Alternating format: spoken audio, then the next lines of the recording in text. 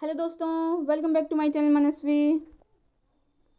चलिए स्टार्ट करते हैं आज का हमारा टॉपिक। टाइम वेस्ट ना करते हुए इसके पार्ट फर्स्ट, सेकंड और थर्ड अपलोड हो गए हैं चैनल पर। अभी तक आपने नहीं देखे हैं क्वांटिटेटिव मेथड्स के पार्ट, तो देखिए आज हम इसमें क्या पढ़ेंगे। हम इसमें देखते हैं अपकरण के उद्देश्य। इससे पहले पार्ट में हम कर चुके थे कि अपकरण क्या होता है, राइट। अब हम देखेंगे अपकरण के उद्देश्य तथा रीतियों का वर्णन। Describe object of dispersion and methods of measure of dispersion. तो पहला है पद मूल्यों की सीमा विस्तार ज्ञात करना। हम बात कर चुके हैं कि अपकरण क्या होता है। अगर आपने वो वीडियो नहीं देखी है तो आप वो वीडियो देखिए, आपको इसके उद्देश्य ऑटोमेटिक पता चल जाएंगे। सेकंड, श्रेणी के माध्य से विभिन्न पद मूल्यों की औसत दूरी ज्ञात करना। थर्ड, श्रेणी की बनावट के बारे में सूचना प्राप्त करना। फोर्थ, श्रेणी की असमानता में तुलना करना। राइट, आगे चलते हैं। अब अपकरण की माप की रीतियां, methods of measure of dispersion. First है रेंज विस्तार, मध्य विचलन मीन डेविएशन। थर्ड है प्रमाप विचलन स्टैंडर्ड डेविएशन। इन सभी से क्वेश्चन आ सकता है शॉर्ट क्वेश्चन में कि प्रमाप विचलन क्या होता है, मध्य विचलन क्या होता है, माध्य विचलन क्या होता है। तो आप इन सबको याद कर लीजिएगा। पहला हम देखते हैं विस्तार रेंज। किसी समंगमाला में सबसे बड़े पद तथा सबसे छोटे पद के मूल्य के अंतर को विस्तार कहते हैं। लाइक अगर आपको कोई श्रेणी दे रखी है और आपको दे रखा है 10, 12, तो इसका अंतर ये 12 माइनस 10, ये जो अंतर होगा ये क्या कहलाएगा, रेंज कहलाएगा। ये जो यहाँ पर दो जो हमारा आंसर आएगा ये क्या कहलाएगा, ये रेंज कहलाएगा। राइट, यहाँ पर इसका फॉर्मूला भी है विस्तार बराबर अधिकतम मूल्य माइनस न्यूनतम मूल्य। रेंज बराबर highest value minus lowest value. R बराबर इसे शॉर्ट में प्रेजेंट करते हैं एल माइनस एस से। एल लार्जेस्ट नंबर, एस का मतलब होता है स्मॉलेस्ट नंबर। राइट, आगे चलते हैं। Range is the difference between the, ये डेफिनेशन है इंग्लिश में, range is the difference between the highest value and the lowest value in a series. यहाँ पर एग्जांपल भी दिया है। अगर एक व्यक्ति ए है, बी है, वो इतने 1200 रुपये कमाता है, व्यक्ति भी 400 रुपये कमाता है, तो इनकी रेंज क्या होगी। आप 1200 में से 400 माइनस कर दीजिए, इसका आंसर कमेंट करिएगा क्या आएगा। राइट, वो इसकी रेंज होगी। आगे चलते हैं। अब रेंज का विस्तार गुणांक देखते हैं। कोफिशिएंट ऑफ रेंज, विस्तार निरपेक्ष माप है जिसकी सहायता से श्रेणी में ठीक प्रकार से तुलना नहीं की जा सकती। मतलब ये यूनिट में माप देता है, आप जिसमें इसे फाइंड करते हैं उसी यूनिट में इसका मान आता है, जिससे हम तुलना नहीं कर सकते। बट जब हम सापेक्ष रूप में बदला जाता है इसे, तो इसके लिए विस्तार गुणांक की आवश्यकता होती है सापेक्ष रूप में बदलने के लिए, जिससे हम तुलना कर सकते हैं दो समंकमालाओं में। तो कोफिशिएंट ऑफ रेंज क्या होता है, L minus S largest number minus smallest number upon largest number plus smallest number. Right, आगे चलते हैं। कोफिशिएंट ऑफ रेंज, यहाँ डेफिनेशन है। Coefficient of range refer to the ratio of the difference between two extreme items.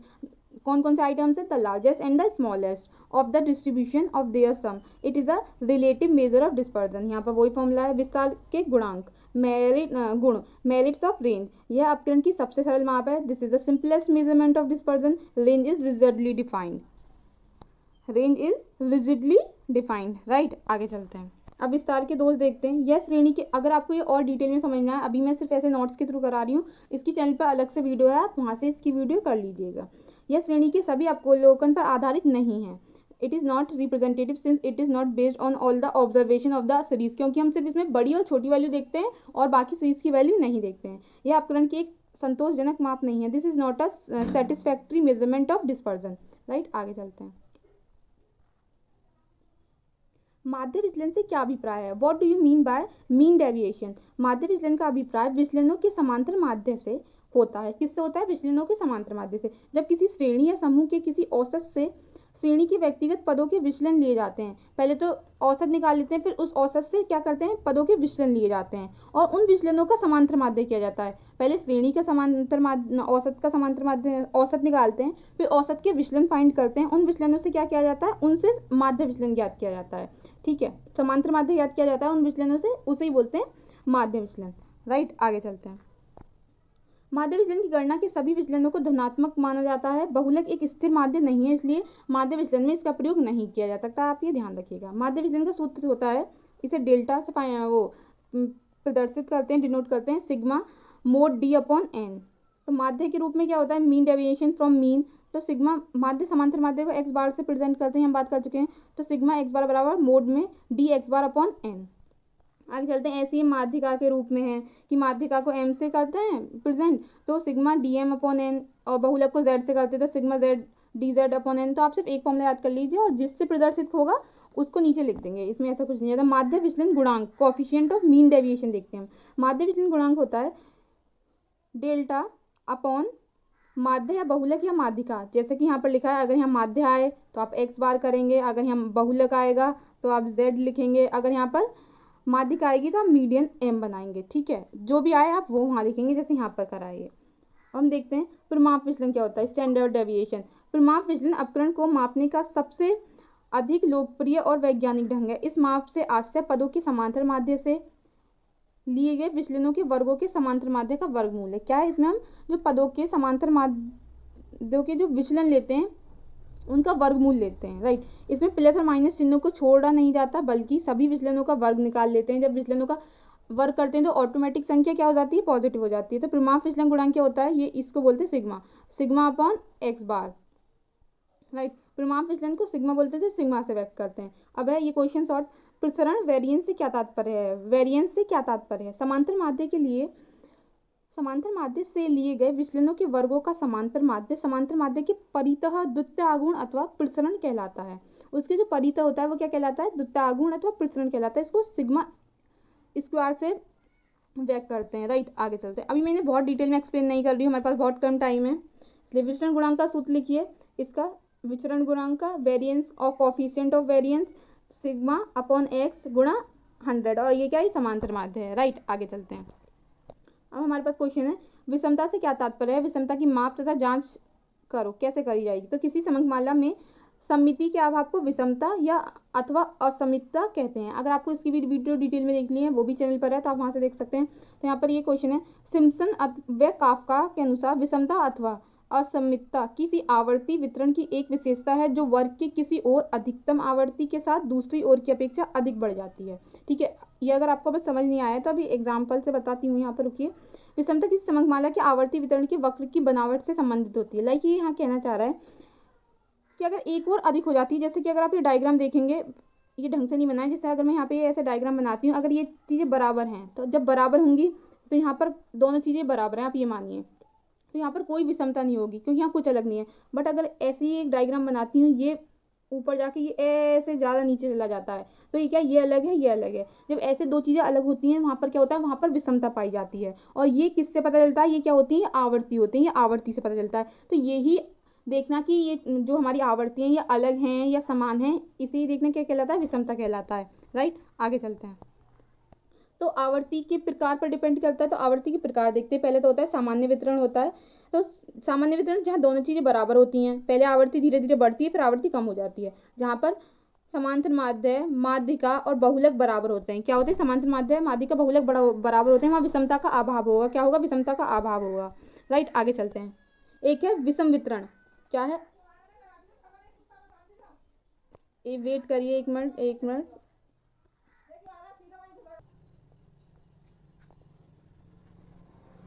Wait करिए एक minute, हम start करते हैं, राइट। ठीक है, हम यहाँ पर थे। हम देखते हैं विषम वितरण क्या होता है। जब हमारा ऐसे डायग्राम होता है और हमारा इधर की तरफ ज़्यादा जाता है, ठीक है, तब धनात्मक विषमता कहलाती है। क्या कहलाती है, धनात्मक विषमता कहलाती है। जहाँ पर समांतर माध्य बड़ा होता है माध्यिका से और माध्यिका बड़ी होती है बहुलक से। अभी आप सिर्फ इतना समझिए, अगर आपको वीडियो डिटेल में देखनी है तो आप चैनल पर जाकर देख सकते हैं। अगर जब हमारा ये आवर्ती इधर की तरफ बहुत अधिक होती है, इधर की तरफ होती है, राइट, ये इधर की तरफ अधिक है ना, तब ऋणात्मक विषमता होती है। जहाँ पर सबसे बड़ा बहुलक होता है, उसके बाद माध्यिका होती है, उसके बाद समांतर माध्य होता है। यहाँ पर उल्टा होता है। विषमता की धनात्मक एवं ऋणात्मक प्रकृति का ज्ञान प्राप्त करने के लिए विषमता की माप का प्रयोग किया जाता है। ठीक है, इसकी धनात्मक प्रकृति ज्ञात करने के लिए विषमता की माप का प्रयोग करते हैं। विषमता की माप किससे करते हैं, इसका गुणांक कार्ल पियर्सन विषमता गुणांक कार्ल पियर्सन ने दिया है। तो क्या है, विषमता गुणांक एस के बराबर, एस के यहाँ पर इसलिए दिया गया है, इसलिए इसे इंग्लिश में स्क्यूनेस बोलते हैं। तो स्क्यूनेस बराबर होता है माध्य माइनस बहुलक। माध्य क्या है, समांतर माध्य, जिसे जेड बार से डिनोट करते हैं, माइनस एक्स। विषमता गुणांक जे होता है माध्य माइनस बहुलक अपॉन परिमाप विचलन। ये इसको इंग्लिश में परिमाप विचलन को हम देख सकते हैं कि सिग्मा बोलते हैं। यदि बहुलक स्पष्ट नहीं हो तो और भी फॉर्मूले होते हैं, लाइक विषमता बराबर 3 माध्य माइनस माध्यिका, विषमता गुणांक जे बराबर 3 समांतर माध्य माइनस माध्यिका अपॉन परिमाप विचलन, क्योंकि सिग्मा को क्या बोलते हैं, परिमाप विचलन बोलते हैं, राइट। आगे चलते हैं हम। आगे हम ये देखेंगे पृथुशील अथवा वक्रता अथवा ये क्या है, सॉरी, ककुदता क्या होती है, ये इन सब के नाम हैं। तो पृथुशीर्ष द्वारा हम ये जानने का प्रयास करते हैं कि आवर्ती का वक्र का शीर्ष कितना नुकीला। अभी हमने देखा कि आवर्ती कम ज़्यादा होती है, विषम आवर्ती, धनात्मक आवर्ती होती है। अब हम जानेंगे कि इनके शीर्ष कितना नुकीला होता है, इससे हम वक्रता से फाइंड करते हैं इसको। ठीक है, तो कैसे फाइंड करते हैं, जैसे कि आप यहाँ देखेंगे, अगर वक्र ऐसा है तो ये चपटे शीर्ष वाला है, अगर वक्र यहाँ से ऐसा है तो ये माध्यम शीर्ष वाला है, अगर ऐसे ऊपर है तो ये नुकीले शीर्ष वाला है। राइट, यहाँ पर आप ऐसे लिख सकते हैं, यहाँ पे लिखा हुआ है माप। इसकी माप के लिए कार्लसप्रसन ने बीटा 2 अथवा गामा 2 के गुणांकों को प्रस्तुत किया है। अगर यदि B2 बराबर 3 है तो वक्र मध्यम होगा, ये वाला होगा। अगर आप फॉर्मूले जैसे आएंगे, न्यूमेरिकल आएगा, अगर B2 की वैल्यू 3 आ जाती है तो वक्र कौन सा होगा, मध्यम वाला होगा। अगर B2 बड़ा है 2 से तो वक्र कौन सा होगा, नुकीला होगा। अगर B2 छोटा है 3 से तो वक्र कौन सा होगा, चपटा होगा। ये फॉर्मूला होता है B2 बराबर U4/U2 का स्क्वायर। यहाँ पर आपको जब न्यूमेरिकल आता है तो आपको वैल्यू दी होती है, जैसे U4 बराबर दिया होगा 6 और यहाँ पर U2 बराबर दिया होगा 2। ठीक है, इस तरीके से वैल्यू दी होती हैं। राइट, आगे चलते हैं। अब देखते हैं अपकरण तथा विषमता में अंतर। ये यहाँ बुक से ही मैं इस टॉपिक को करा रही हूँ।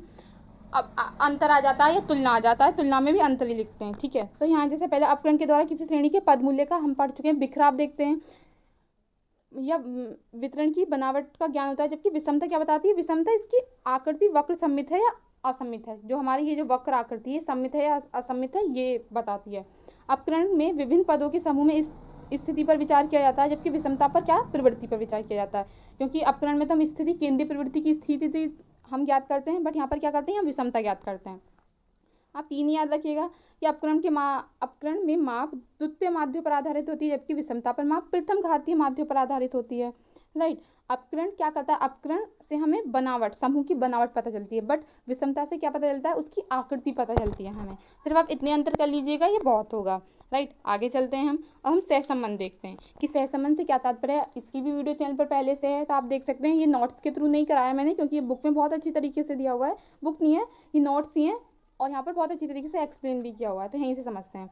सहसंबंध होता है जब दो चर राशियों में एक चर राशि के बढ़ने से दूसरी चर राशि में वृद्धि या ह्रास हो, एवं एक चर राशि की कमी से दूसरी राशि भी कम हो जाए, तो ऐसे संबंध को क्या बोलते हैं, ऐसी राशियों के संबंध को सहसंबंध बोलते हैं। लाइक हम इसे इस चीज से समझ सकते हैं, जैसे मांग और मूल्य का। किसका, मांग, मूल्य हम रुपए लिख देते हैं यहाँ को, मांग सप्लाई से दिखा देते हैं, मांग सॉरी सप्लाई से नहीं, डिमांड। ठीक है, ये डिमांड होगी। तो हम देखेंगे अगर हमारे रुपया बढ़ता है, अगर किसी चीज़ का मूल्य बढ़ जाते हैं तो डिमांड अपने आप कम हो जाती है। अगर किसी चीज़ का मूल्य घट जाता है तो डिमांड अपने आप बढ़ जाती है। तो यही बोल रहा है कि ऐसी चर राशियाँ कि अगर एक का मूल्य बढ़ रहा है तो दूसरा कम हो जाए, और दूसरे का मूल्य कम हो रहा है तो पहला बढ़ जाए। तो ये जो ऐसा संबंध होता है, ये क्या कहलाता है, ये सहसंबंध कहलाता है। क्या कहलाता है, सहसंबंध कहलाता है। तो आप ये टटलिंग के शब्दों में देख सकते हैं, 2 या 2 से अधिक चरों के सह विचरण के विश्लेषण को सहसंबंध कहते हैं। आप यहाँ डेफिनेशन देख लीजिए, आपको जो भी एक इजी डेफिनेशन लगे आप वो याद कर लीजिएगा, अगर हो सकता है तो। सहसंबंध के प्रकार देखते हैं, काइंड्स ऑफ कोरिलेशन। पहला धनात्मक अथवा ऋणात्मक सहसंबंध। अब देखते हैं कैसे। यदि एक चर मूल्य घटने पर दूसरा चर मूल्य भी घटे, अथवा एक चर मूल्य के बढ़ने पर दूसरा चर मूल्य भी बढ़े, तो ऐसे संबंध में धनात्मक मूल्य होता है। जैसे कि अगर हम बात करें मूल्य और पूर्ति, किसकी बात करें, मूल्य और पूर्ति। मूल्य और पूर्ति, जब किसी वस्तु का मूल्य कम होता है तो वस्तु ज़्यादा बिकती है, तो पूर्ति भी पूरी हो जाती है, लाइक लोगों की पूर्ति हो जाती है। और जब वस्तु का,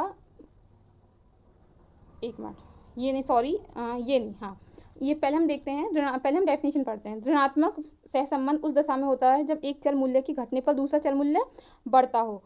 एक चर मूल्य के बढ़ने पर दूसरा चर मूल्य, जब इसमें उल्टा होता है। उसका एग्जांपल अभी हम देखेंगे। जैसे अभी हमने बात करी थी वो रुपए की और डिमांड की बात करी थी, कि जब रुपये बढ़ता है किसी भी वस्तु का तो डिमांड कम हो जाती है, और जब रुपया घटता है तो किसी वस्तु का प्राइस कम होता है तो क्या हो जाता है, उस वस्तु की डिमांड बढ़ जाती है। यहाँ तो ये हुआ जहाँ दोनों तरफ बढ़ता है। लाइक हम बात कर सकते हैं, हाँ हम मांग और पूर्ति की बात कर सकते हैं, कि अगर किसी वस्तु की मांग बढ़ती है तो लोग उसका उत्पादन भी बढ़ाते हैं, जिससे पूर्ति होती है। दोनों चीज़ें बढ़ रही हैं एक साथ। और जब किसी वस्तु की मांग ही कम हो जाती है, लोग उसे मांगते नहीं हैं, तो उसका उत्पादन भी ऑटोमेटिक कम हो जाता है।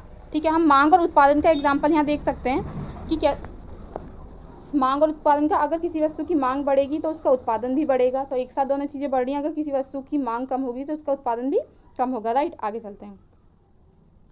अब है सरल, आंशिक अथवा बहुगुणी सहसंबंध। दो चर मूल्यों के सहसंबंध को सरल सहसंबंध कहते हैं। आंशिक सहसंबंध में दो चर मूल्य तो होते हैं बट एक स्वतंत्र होता है, और बहुगुणी सहसंबंध में 3 से अधिक चर मूल्य होते हैं। 2 नहीं होते, वहाँ पे 3 से अधिक चर मूल्य होते हैं। राइट, आगे देखते हैं। अब यहाँ तीसरा प्रकार है रेखीय तथा अरेखीय सहसंबंध। यदि दो चर मूल्यों के मध्य परिवर्तन का अनुपात समान होता है तो उसमें रेखीय सहसंबंध होगा। इन चर मूल्यों को यदि बिंदु रेखीय पत्र पर अंकित किया जाए तो बिंदु एक सीधी रेखा में होगा। रेखीय क्या होता है, बिंदु जब सीधी रेखा में प्राप्त होते हैं तो रेखीय सहसंबंध कहलाता है। पर जो दूसरा होता है उसमें मात्रा परिवर्तित हो जाती है और अनुपात में भी नहीं होती, तो इन चक्रों को वक्रों पर बनाया भी नहीं जा सकता। बिंदु पर अंकित करने पर वक्र बन जाते हैं।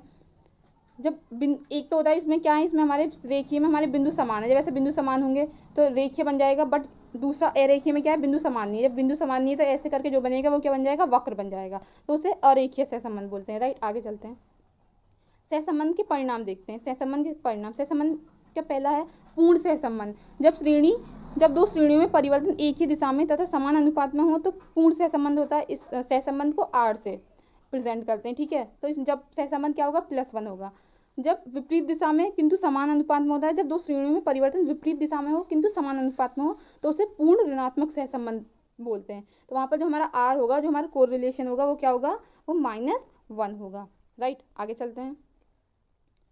जब सहसंबंध का अभाव होगा तो वहाँ पर R शून्य होगा। मतलब सहसंबंध का अभाव कहाँ होता है, जब दो वस्तुएं आपस में संबंध ही नहीं रखती हैं, दो वेरिएबल। जैसे अगर मैं बात करूँ चाय की, तो अगर चीनी का मूल्य बहुत बढ़ जाता है तो चाय पर अपने आप रेट बढ़ जाते हैं। अगर कोई 5 रुपये का आ रहा है तो वो 7 रुपये की हो जाती है। बट अगर मैं वो चाय और नमक की बात करूँ तो इन दोनों में कहीं से भी संबंध है। जब संबंध नहीं होता तो उसे सहसंबंध का अभाव बोलते हैं। वहाँ पर सहसंबंध के अभाव में जो R होता है वो इक्वल होता है 0 के। राइट, सीमित सहसंबंध, जहाँ पर दो श्रेणियों में परिवर्तन समान रूप से नहीं होता, मतलब कहीं ज़्यादा परिवर्तन होता है, कहीं कम परिवर्तन होता है। इस प्रकार के सहसंबंध को धनात्मक और ऋणात्मक दोनों प्रकार के हो सकते हैं। ये संबंध धनात्मक भी हो सकते हैं और ऋणात्मक भी हो सकते हैं। और इनके मध्य क्या होता है, R क्या होता है, R बराबर होता है 1 के। R क्या होता है, R बराबर होता है 1 के। राइट, आगे चलते हैं। अब देखेंगे उच्च स्तरीय सहसंबंध। यदि सहसंबंध गुणांक ±0.75 से लेकर ±1 के बीच में होता है तो उच्च स्तरीय सहसंबंध होगा। ऐसे ही इनके बीच में होना चाहिए। आपको कैसे पता चलेगा इनके बीच में, इनके न्यूमेरिकल्स आते हैं। जब आप क्वेश्चन सॉल्व करते हैं तो उनके आंसर से फाइंड करता है कि आपकी वैल्यू क्या है, उसके से पता चलता है माध्य स्तरीय सहसंबंध है, निम्न स्तरीय सहसंबंध है। राइट, आगे चलते हैं। अब ये देखते हैं सहसंबंध के महत्व। यहाँ पर महत्व में आप ये सिर्फ इतना ध्यान रखिएगा, इसके बहुत अत्यधिक महत्व हैं। और इसका ये गाल्टन और कार्ल पियर्सन जो प्राणी शास्त्र, उन्होंने इस सिद्धांत को दिया है, ठीक है। ये इन वैज्ञानिकों के नाम याद रखिएगा। आगे चलते हैं। एक मिनट रुकिए। अब सहसंबंध के महत्व देखते हैं। तो कारण एवं परिणाम में संबंध स्पष्ट करता है। हमें पता चला ना, अगर किसी का प्राइस बढ़ता है तो डिमांड कम हो जाती है। तो ये क्या हुआ, प्राइस बढ़ने का परिणाम क्या हुआ, डिमांड का कम होना। और डिमांड कम होने का कारण क्या था, किसी वस्तु की मांग की में कमी का कारण क्या था, कि उसके प्राइस बढ़ गए। नियमों तथा धारणाओं का निर्माण होता है, ठीक है। नीति निर्माण में भी सहायक होते हैं, व्यापारिक निर्णय लेने में सहायक होते हैं। आप ये सब पढ़ लीजिएगा, आपको पढ़ के समझ में आ जाएगा। बहुत इजी लैंग्वेज में लिखा हुआ है इसमें। एक क्वेश्चन है लास्ट, संभाव्य विभ्रम से क्या तात्पर्य है, इसके कार्यों को संक्षेप में समझाइए। इंपॉर्टेंट क्वेश्चन आ सकता है शॉर्ट क्वेश्चन में। तो संभाव्य विभ्रम की वह मात्रा है, विभ्रम की वह मात्रा है जिसे न्यायदर्श के किसी माप में जोड़ने या उसमें से घटाने पर दो सीमाएं प्राप्त होती है। न्यायदर्श हम अपने शायद फर्स्ट या सेकंड पार्ट में देखा है हमने, सैम्पलिंग क्या होती है उससे रिलेटेड है, जिसके अंतर्गत समग्र या अन्य न्यायदर्शों के कथित माप में होने की संभावना रहती है। इसका प्रयोग फर्स्ट न्यायदर्शों में चयन में पाई जाने वाली त्रुटियों के अध्ययन में किया जाता है। सेकंड है सहसंबंध गुणांक को फाइंड करने में किया जाता है। और इसका फॉर्मूला ये होता है, आप इसको याद कर लीजिएगा। राइट, ये थोड़ा फास्ट समझाया है, हो सकता है बिल्कुल, क्योंकि थोड़ा हार्ड टॉपिक होता है, आपको समझ नहीं आया हो। अगर आपने बहुत पहले से नहीं समझा है तो बिल्कुल समझ नहीं आया हो तो कुछ नहीं कर सकते। इसमें आपके एग्जाम है, आपको अब थोड़ा सा याद करना पड़ेगा, रटना पड़ेगा जब आपको कुछ समझ नहीं आ रहा है। अगर कोई भी डाउट है तो कमेंट करिए। आज के लिए इतना ही। हाँ, एक और इम्पोर्टेंट बात, इंडेक्स नंबर की वीडियो चैनल पर है, उसमें न्यूमेरिकल भी हैं, आप वहाँ से जाके देख